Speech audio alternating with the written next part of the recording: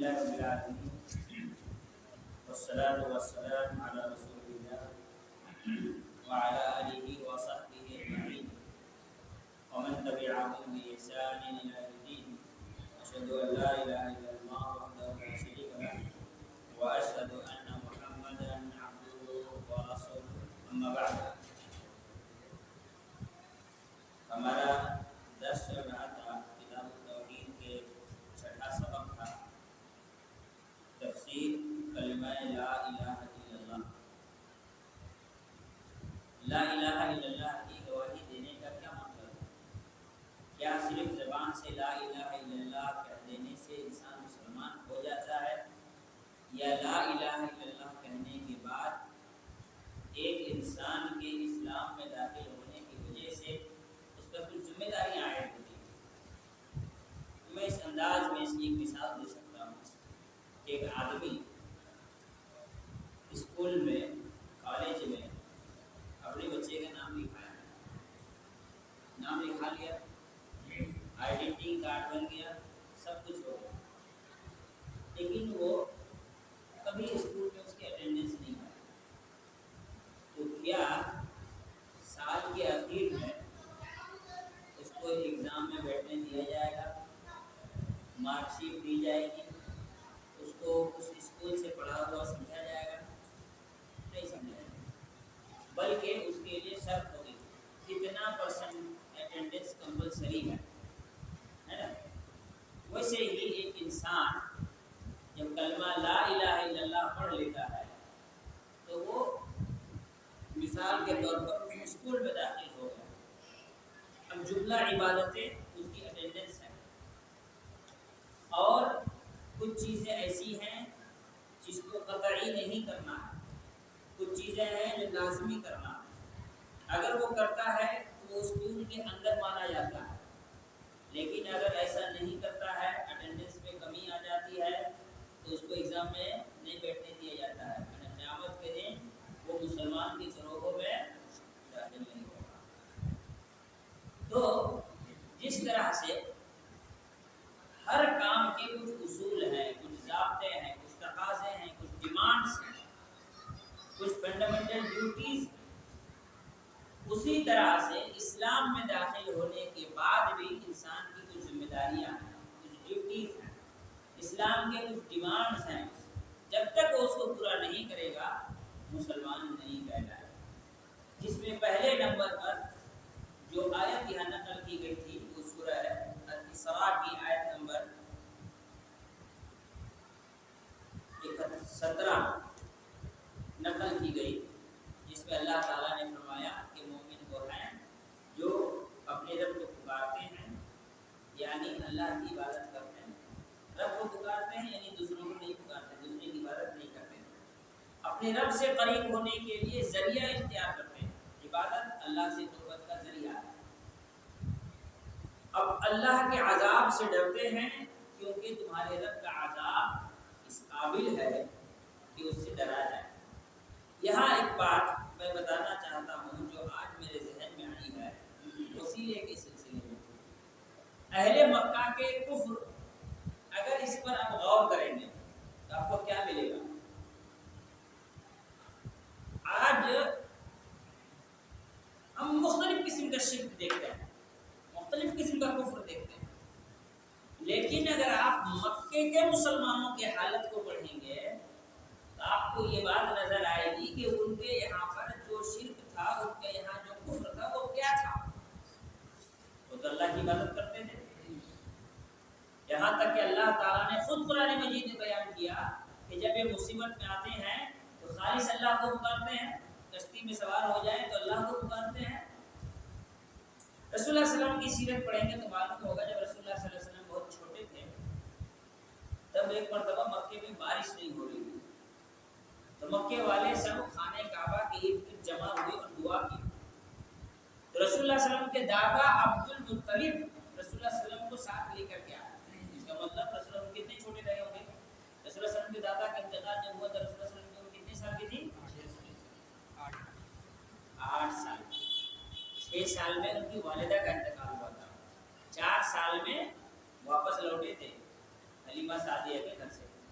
8 سال کی عمر کی تھی، تو اس کا مطلب رسول اللہ صلی اللہ علیہ وسلم 8 سال یا اس سے کم کے رہے ہوں گے تب کا یہ واقعہ۔ رسول اللہ صلی اللہ علیہ وسلم کو ساتھ لے کر کے ان کے دادا عبدالمطلب آئے اور آ کر انہوں نے اللہ سے دعا کی بارش کے لیے۔ معلوم بھی ہو تو اللہ کی عبادت کرتے تھے مکے والے، پھر بھی کافر کیسے بھی۔ آج میں کافی بار وہ فجر میں درد کرتے تھے، ایک جملہ بولا تھا، وہ ریپیٹ کر رہا ہوں، دنیا کا کوئی بھی مسلمان کتنا بھی پڑھا لکھا ہو، وہ اگر اس بات پر ریسرچ کرے، تحقیق کرے، بحث کرے، تھیسس لکھنے کی بھی کوشش کرے تو لکھ سکتا ہے، اور اس کے بعد وہ 2-4-10 سال ریسرچ کرنے کے بعد اہل مکہ کے کفر کو سمجھنا چاہے، شرک کو سمجھنا چاہے، تو اس بات سے 1 سینٹی میٹر آگے نہیں پڑے گا کہ اہل مکہ میں شرک وسیلے کا تھا۔ اہل مکہ میں شرک کس چیز کا تھا؟ صرف وسیلے کا تھا۔ اس لیے کہ اللہ نے خود اس بات کو قرآن مجید میں بیان کیا۔ کیا کہا اہل مکہ کے بارے میں اللہ نے؟ اہل مکہ کیا کہتے ہیں؟ ما نعبدهم الا ليقربونا الى الله زلفى، ہم تو ان کی عبادت اس لیے نہیں کرتے ہیں کہ یہ اللہ ہے، اس لیے کرتے ہیں تاکہ یہ ہم کو اللہ کی کیا کرے، وسیلہ نہیں ہے تو کیا ہے یہ؟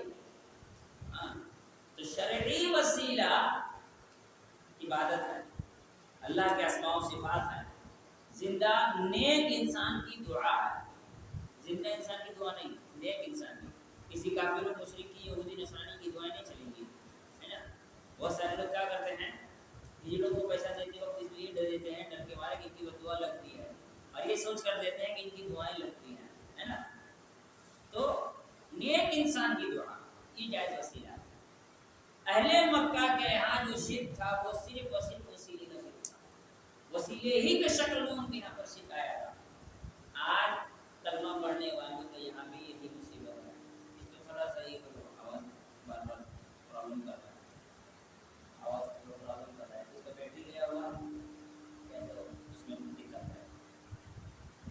دوسری آیت جو یہاں نقل کی گئی ہے وہ یہ ہے کہ وَإِذْ قَالَ إِبْرَاهِيمُ لِأَبِيهِ وَقَوْمِهِ۔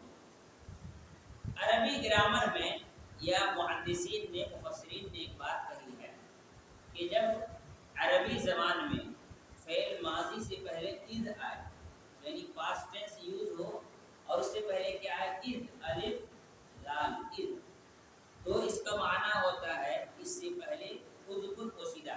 اس کا مطلب کیا ہوا؟ وَإِذْ قَالَ إِبْرَاهِيمُ لِأَبِيهِ وَقَوْمِهِ، ترجمہ ہے اور جب کہا ابراہیم نے اپنے والد اور اپنے قوم کے لوگوں سے۔ تو مفسرین اکرام کہتے ہیں اس کو اس انداز میں بیان کیا جائے کہ یاد کرو اس وقت کو جب ابراہیم نے اپنے والد اور اپنے قوم کے لوگوں سے کہا۔ پھر ماضی سے پہلے جب چیز آئے تو کیا کہا جائے کہ خود کو یاد کرو، اس وقت کو یاد کرو جب ابراہیم نے اپنے والد سے اپنے قوم کے لوگوں سے کہا۔ اس کا مطلب کیا ہے کہ اس کے آگے جو بات بتائی جا رہی ہے وہ بہت ہی زیادہ اہمیت کے حامل ہے، تبھی یاد کرنے کے لیے کہا جا رہا ہے۔ کیا کہا جا رہا ہے؟ انی براء مما تعملون۔ ابراہیم علیہ السلام نے کیا کہا کہ میں تم جن کی عبادت کرتے ہو اس سے بری ہوں، میرا اس سے کوئی واسطہ نہیں، میرا اس سے کوئی رشتہ نہیں۔ تم میرے باپ ہو، تم میرے قوم کے لوگ ہو، تم میرے سماج کے لوگ ہو، لیکن قوم، سماج، رشتہ ہونے کے باوجود میں ان سب سے بری ہوں جن کی تم عبادت کرتے ہو، الا الذی فطرنی، سوائے اس ذات کے جس نے مجھ کو پیدا کیا ہے، فإنہ سیہدین، تو وہی مجھے ہدایت دے گا۔ یہاں سمجھنے کی بات ہے، ابراہیم علیہ السلام نے کیا کہا؟ تم جن کی عبادت کرتے ہو ان سے بری ہوں سوائے اس ذات کے جس نے مجھے پیدا کیا۔ اس کا مطلب یہ ہوا کہ ابراہیم علیہ السلام کے والد اور ان کے قوم کے لوگ اللہ کی بھی عبادت کرتے تھے اور غیر اللہ کی بھی عبادت کرتے تھے۔ صرف غیر اللہ کی عبادت نہیں کرتے تھے، وہ اللہ کی بھی عبادت کرتے تھے۔ اگر وہ اللہ کی عبادت نہیں کرتے، صرف غیر اللہ کی عبادت کرتے تو اتنی بات کافی تھی کہ تم جن کی عبادت کرتے ہو اس سے میں بری ہوں۔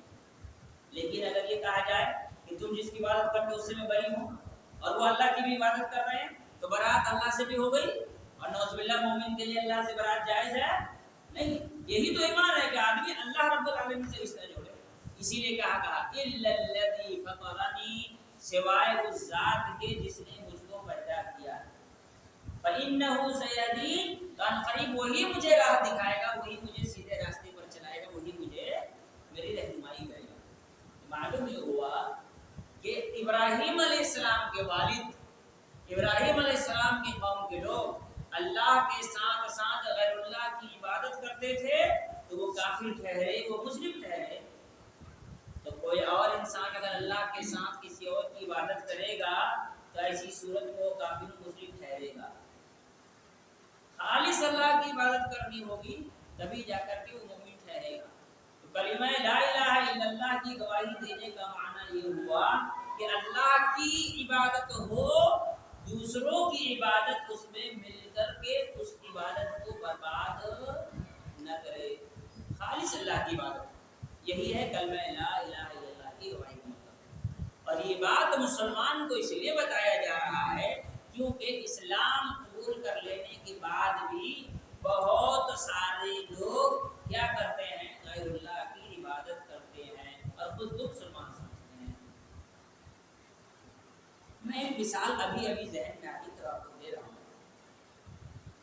ہندوستان کے کانسٹیٹیوشن میں ایک قانون ہے کہ کوئی آدمی اگر انڈین سٹیزن ہے تو کسی دوسرے ملک کا سٹیزن شپ نہیں لے سکتا. اگر یہ معلوم ہو جائے کہ اس نے دوسرے ملک کا سٹیزن شپ لیا ہے تو اس کو پہلے یہ چانس دیا جائے گا کہ دوسرے ملک کا سٹیزن شپ ختم کر لے. اور اگر وہ دوسرے ملک کا سٹیزن شپ ختم نہ کرے تو اس کی انڈین سٹیزن شپ خود بخود ایکسپیل ہو جائے گی، ختم ہو جائے گی، وہ انڈین سٹیزن نہیں رہے گا. اس کا کیا مطلب ہوا؟ ایک مثال دے رہا ہوں. دو سٹیزن شپ ایک ساتھ نہیں رہ سکتا انڈین قانون کے ساتھ.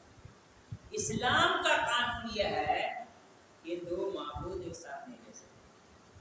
یا تو اللہ کی عبادت کرے گا، غیر اللہ کو چھوڑ دے گا. اگر وہ غیر اللہ کی عبادت کیا ہے تو اس کو یہ موقع دیا جائے گا کہ وہ توبہ کرے اور غیر اللہ کی عبادت کو چھوڑ دے. اور اگر نہیں کرتا ہے تو اسلام سے خارج ہو جائے گا. کوئی آدمی شرک کیا اور وہ توبہ کر لے تو اسلام سے خارج نہیں ہوگا، لیکن شرک کرنے کے بعد توبہ نہ کرے تو اسلام سے خارج ہو جائے گا.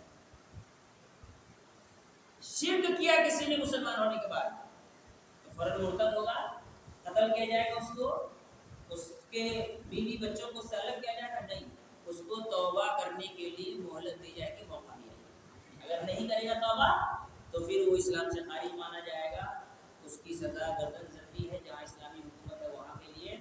اور اگر نہیں تو پھر دوسرے جتنے اور دوسرا جو بھی کافروں کے ساتھ ہوتا ہے اس کی بیوی اس پہ حرام ہو جائے گی، اس کے بچے اس کے میراث سے محروم ہو جائیں گے، وغیرہ وغیرہ جو بھی شریعت کے قانون.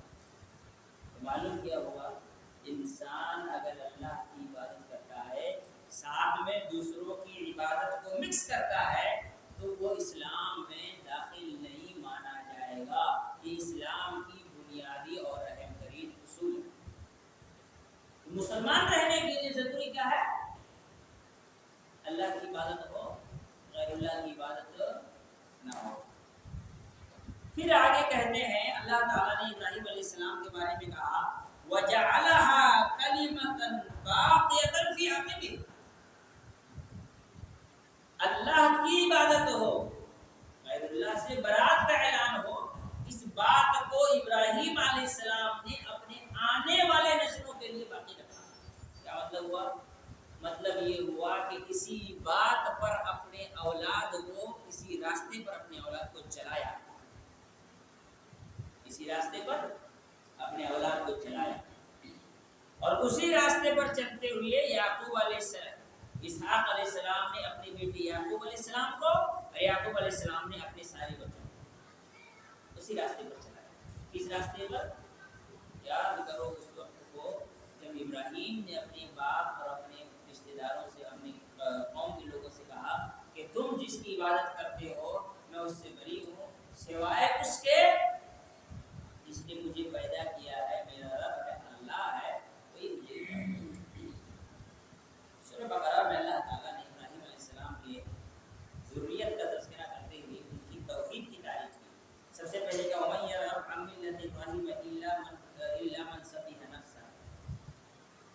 ابراہیم علیہ السلام کے راستے سے وہی ہٹے گا جو بیوقوف ہوگا، سفیہ ہوگا، مہا بیوقوف۔ انگلش میں ایک ورڈ آتا ہے نا اسٹوپڈ، اسٹوپڈ اسٹوپڈ ایسی کچھ ہوتا ہے، اسی کو عربی میں سفیہ کہتے ہیں، مہا بیوقوف، نالائق، بدتمیز، یہ ساری چیزیں سفیہ اللہ تعالیٰ نے فرمایا وَمَن يَرْغَبْ عَن مِّلَّةِ إِبْرَاهِيمَ إِلَّا مَن سَفِهَ نَفْسَهُ، ابراہیم کے راستے سے نہیں ہٹے گا مگر وہ انسان جو بدبخت ہوگا، نالائق ہوگا، بیوقوف ہوگا، مہا بیوقوف ہوگا، گدھا ہوگا، وہی ابراہیم علیہ السلام کے راستے سے ہٹے گا۔ ابراہیم علیہ السلام کے راستے کی تفسیر آگے اللہ تعالیٰ نے یعقوب علیہ السلام کا ذکر کیا، أَمْ كُنتُمْ شُهَدَاءَ إِذْ حَضَرَ يَعْقُوبَ الْمَوْتُ، کیا موجود تھے جب یعقوب علیہ السلام کے پاس موت آئی تو انہوں نے اپنے بچوں سے کیا کہا، لِمَ تَعْبُدُونَ مِن بَعْدِي، میرے بعد تم لوگ کس کی عبادت کرو؟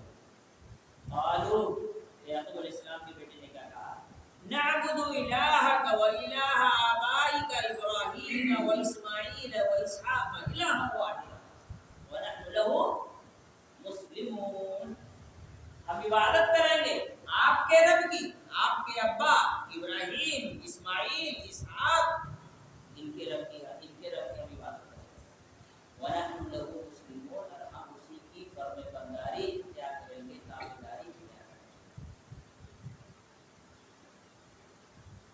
یعقوب علیہ السلام کی یہ وصیت بڑی اہمیت کے حامل ہے، جو ابراہیم علیہ السلام ہی کے راستے پر چل رہے ہیں، اپنے اولاد کو توحید کی طرف بلانا، توحید کی تلقین کرنا۔ رسول اللہ صلی اللہ علیہ وسلم کی ایک حدیث اس سے پہلے 10 میں گزری ہے، اس سے ملتا جلتا ہے، بتا ابراہیم رسول اللہ صلی اللہ علیہ وسلم نے فرمایا مجھے سب سے زیادہ کسی چیز کا ڈر اگر تمہارے سلسلے میں ہے تو کس چیز کے بارے میں ہے، الشرک الخفی، پوشیدہ شرک، یعنی ریاکاری میں انسان تو غیر اللہ کی عبادت نہیں کرتا ہے لیکن اس کی خوشی کو بھی توجہ دیتا ہے، عبادت نہیں کرتا لیکن اس کی خوشی کو بھی توجہ دیتا ہے، اس کی خوشی کے بھی ارادے اپنے دل میں بسا لیتا ہے۔ اللہ کے رسول صلی اللہ علیہ وسلم نے کہا یہ شرک خفی ہے، چھپا ہوا شرک ہے۔ یہ کیا ہے؟ چھپا ہوا شرک۔ سوچئے بول کون رہے ہیں؟ اللہ کے رسول صلی اللہ علیہ وسلم کن سے بول رہے ہیں؟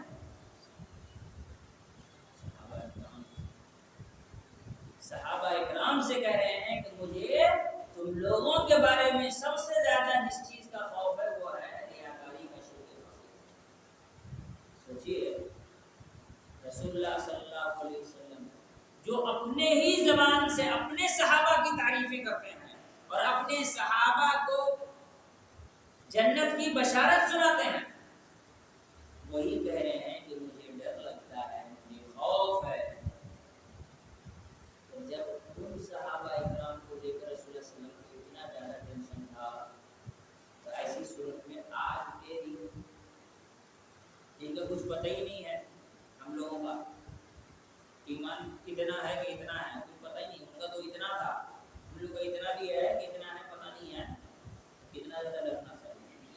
یہی ڈر تھا کہ یعقوب علیہ السلام اپنے بچوں سے پوچھ رہے ہیں تم کس کی عبادت کرو گے، جب ان کے بچوں میں بیٹا نبی بھی تھے نا، یوسف علیہ السلام نبی بھی ہے، پھر بھی بول رہے ہیں کتنا زیادہ شرک سے انسان کو خوف کھانا چاہیے۔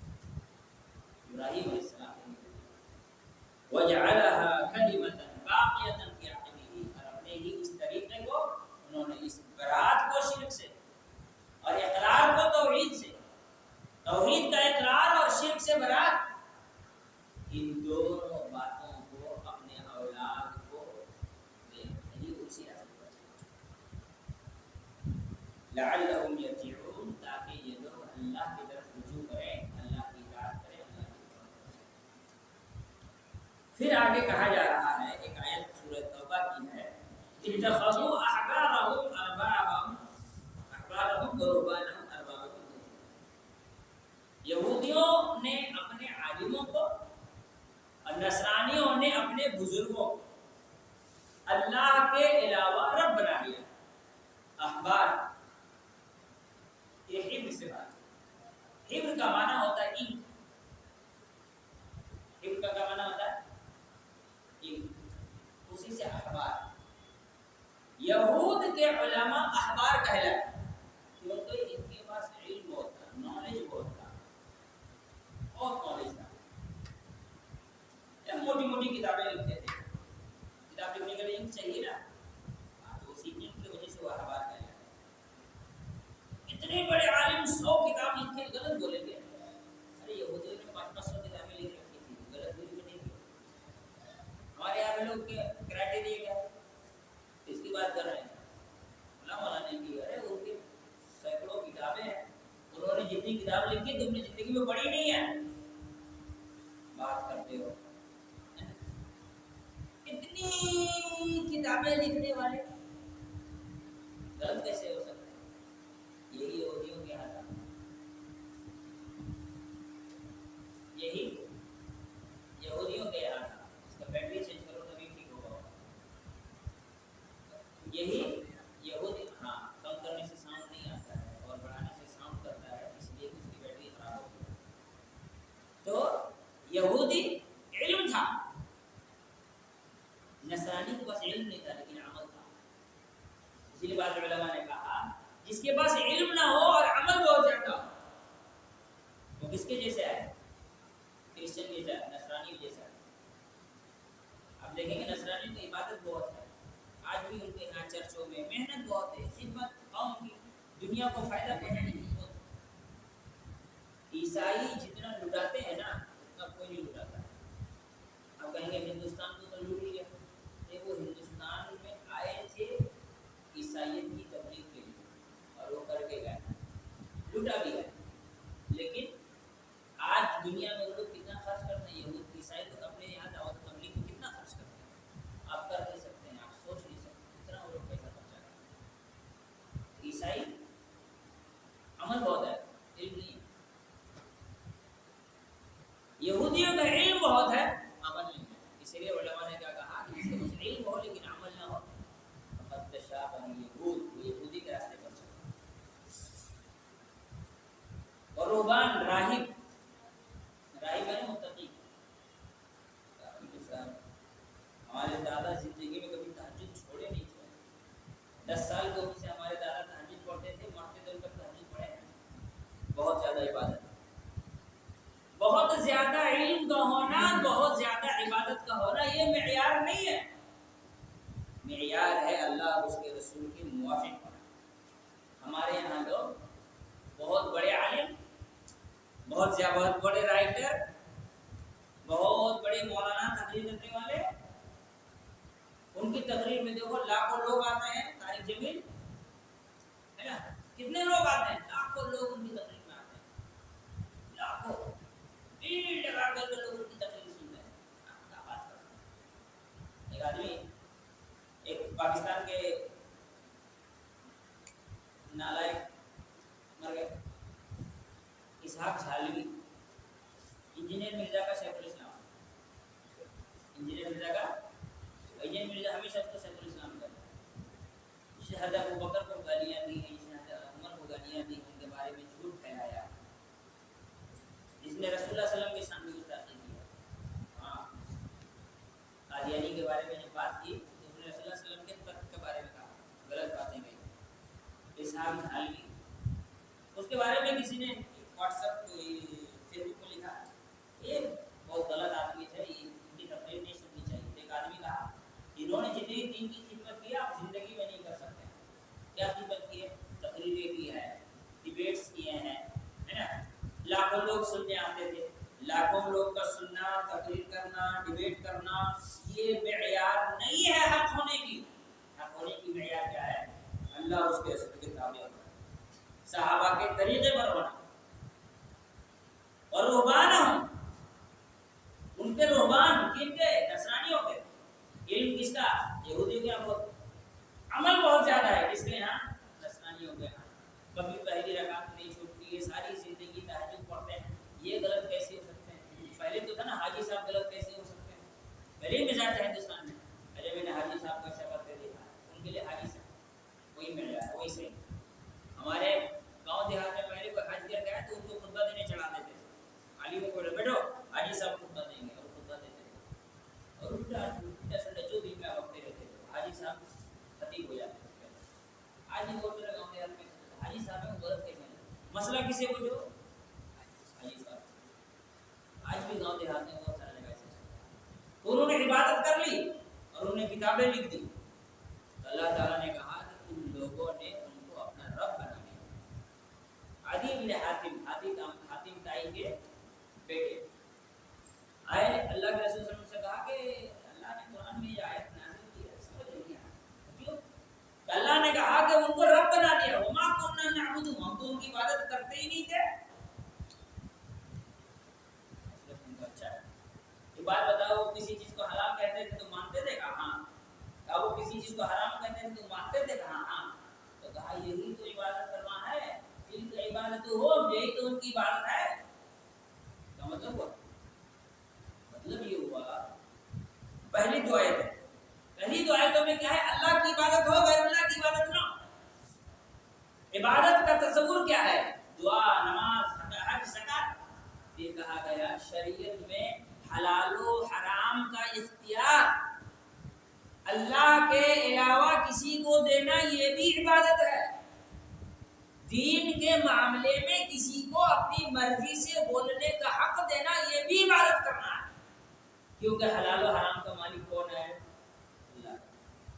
اللہ تعالیٰ جو بات قرآن میں حلال کہہ دیا وہ حلال ہے، جو حرام کہہ دیا وہ حرام ہو گیا۔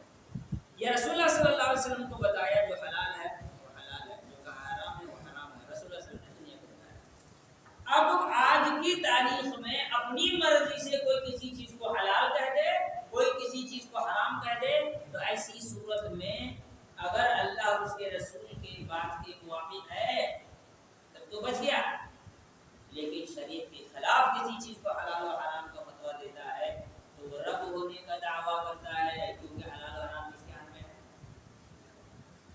اور جو اس کو مانتا ہے وہ اس کی عبادت کرتا ہے۔ اسی لیے میں نے اس سے پہلے بھی کئی بار کہا ہے کہ کوئی مزار پر جائے ضروری نہیں ہے حلالہ کے حلال ہونے کا فتویٰ دینے والا مولوی بھی اور اس کو حلال سمجھنے والا بھی کفر کا مرتکب ہے۔ جس کو اللہ نے حرام کیا ہے اس کو تم حلال سمجھ رہے ہو، تم اس کے حلال کے فتوے دے رہے ہو، یہ کفر کا ارتکاب ہے۔ جو اس مولوی پر بھروسہ کر رہا ہے جبکہ قرآن اور حدیث اس کے مخالف ہے، لیکن اس مولوی کو اتھارٹی دے رہا ہے، اختیار دے رہا ہے کہ اس نے حلال کہا تو حلال ہی ہوگا، جبکہ قرآن اور حدیث اس کے مخالفت میں جائے تو اس کو رب تصور کرتا ہے۔ یہی خرابی مودودی میں بھی تھی۔ اس نے کہا امام کے فتویٰ کو تسلیم کیا جائے گا بھلے اس کی مخالفت میں صحیح حدیث کو نہ موجود ہو، یہ رب بنانے یہ نہیں ہے تو کیا ہے؟ اسی لیے بعض علماء نے کہا، بعض علماء کیا تو پہلے کا واقعہ ہے، عبد الرحمن السدیس نے خطبے میں حرف میں کہا التقلید شرک، التقلید شرک، التقلید شرک۔ تقلید کرنا اس اعتبار سے کہ حدیث کے صحیح ملنے کے باوجود وہ امام کے پیچھے بھاگ رہا ہو، صحیح حدیث کو چھوڑ دیتا ہو، یہ شرک ہے۔ پتہ نہیں کیسے مفتی طارق مسعود نے بھی یہی کہا، سنیں مفتی طارق مسعود کو، اس نے کہا جو صحیح حدیث آ جانے کے بعد امام ابو حنیفہ کے فتوے پر عمل کرتا ہے وہ کافر ہے، اسلام سے خارج ہے۔ کہا ہے نا مفتی طارق مسعود نے؟ نہیں سنے؟ سن لینا، بہت وائرل ہوا کہ صحیح حدیث آ جانے کے بعد امام کے فتویٰ اور ان کے قول کی اتباع کرنے والا، اس کے پیچھے چلنے والا کیا ہے؟ اسلام سے خارج ہو جاتا ہے، کافر ہو جاتا ہے، کفر کا ارتکاب۔ کیوں؟ یہی جرم تو یہودی اور نصرانیوں نے کی تھی۔ اللہ کا حکم کچھ اور ہے، ہمارے عالم غلط نہیں ہو سکتے، اللہ کا حکم کچھ اور ہے، نصرانیوں نے کہا اتنا بڑا بزرگ غلط کیسے ہو سکتا ہے؟ اللہ نے کہا اتخذوا احبارهم ورهبانهم اربابا من دون اللہ۔ جو لوگ حدیث صحیح کے باوجود